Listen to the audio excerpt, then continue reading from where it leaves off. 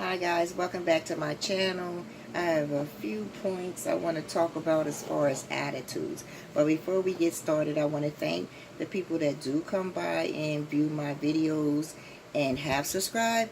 And I would love for you to subscribe to the ones that haven't subscribed. So that way when I do post a new video, you'll know about it and hit that alarm bell. So that way it gives you, it's an alert that lets you know when new videos come out.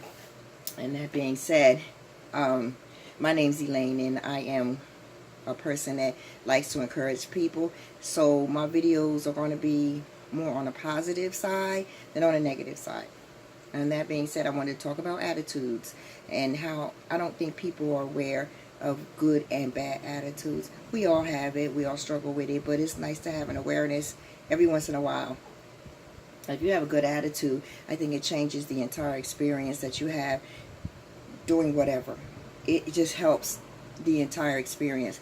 For example, if you go in the store and the person that's waiting on you has a bad attitude, it kind of changes how you want that. I don't want somebody with a bad attitude waiting on me, especially with my food.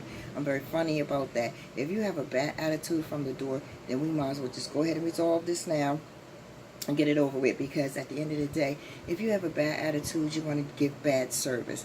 And even though you may not like your job, it's something you're being paid to do. So it's either make a decision that you're going to continue to do the job and you're going to do the job to the best of your ability until you can get something else, or don't wait on me, because I don't want to be waited on. It changes your whole experience. If I come in there and I say, hi, how you doing, and you got your lips turned out, then we're already getting off to a bad start.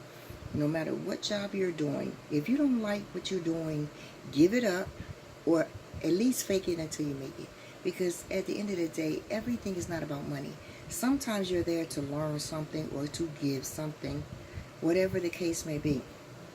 For example, my job is not an easy job, but I try to do it to the best of my abilities, and I've been doing it for a long time now. You know, and just a short smile and maybe an encouraging word as I continue to do what I need to do. Because they will tell you, like, you have to have a certain pace that you move.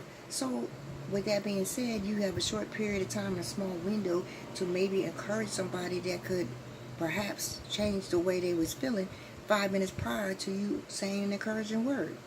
You know, stay strong, hang in there, whatever the case may be. And I know that some people would say, well, it's not my business. It's not even about that. If a person starts talking to you about something that's affecting them, good or bad, then I think that that gives you an open window to say something encouraging. Or at least I would hope so. That's how I do. Now, people that have a bad attitude, they need to work on that. And sometimes you're angry 10, 15, 20 years as something that happened to you in your past, and you haven't let it go yet. And you may think you let it go, you have moved on, but at the same time, you're carrying it in your face. Your whole disposition is not where it should be. And like I said, this goes for all of us. And younger people, they're angry at such a young age until I'm boggled. Like, I don't understand why 5- and 6-year-old children are so angry. For example, the type of place that I work at, we deal with them that young, 5 and 6 years old, as young as 5 and 6 years old, and they are angry, they are vulgar, they are bitter, they're going through so many things that a 5 and 6-year-old shouldn't have to go through, because little kids are usually generally happy. So it kind of boggles my mind. And then I have to remember that that's generational.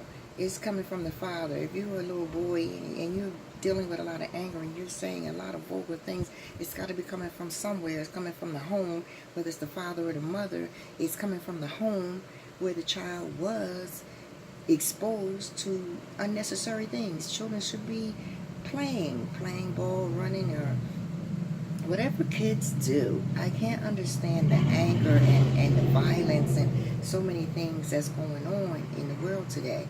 I would hope and pray that anybody who's a parent would want their children to be happy and have good experiences instead of bad ones. Okay, with that being said, stop being so preoccupied. I've never seen, if you go into any place just look around. You'll see at least 10, 15 people on their phones. That is preoccupied. You can't even go through the line without answering your phone and still being on the phone. You can't even say, hello, can I call you back? I'm in line. I'm about to pay for my stuff. I need to focus on my money, on this transaction. And maybe this person that's in front of me needs 5 seconds of my time. Now, how many signs have we seen up there say, if you're on your phone, don't even bother getting in the line? It's too difficult to communicate. And then you think that you can handle multitasking, talking on the phone, watching your kids, being in the line, handling emergency. It's too much. If you could just focus just for a few minutes, hang up the phone, it frees your ear, frees your hand, and it opens you up. Just for a few moments.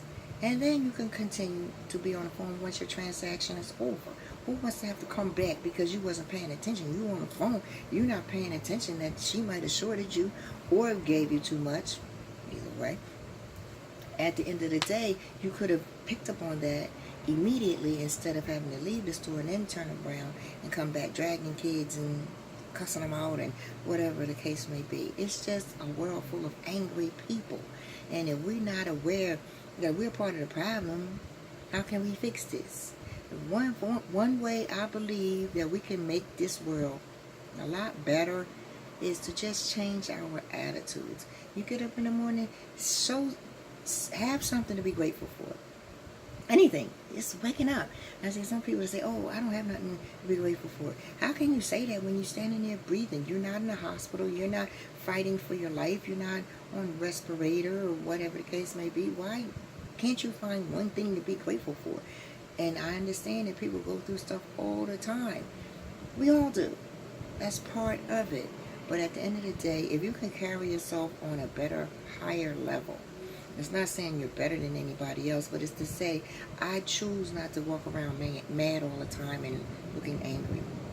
I know sometimes you would say, you need to smile more. And I understand that, but most of the time, I'm just focused. I'm focused on something or I'm thinking about something because I'm a thinker. So over and over again, that's what I do. Sometimes I'm overthinking things. But make no mistake, when I greet you at my job, on the street, I'm not walking around with no attitude. I'm not mad. I'm very grateful that I'm still here, fighting a good fight of faith.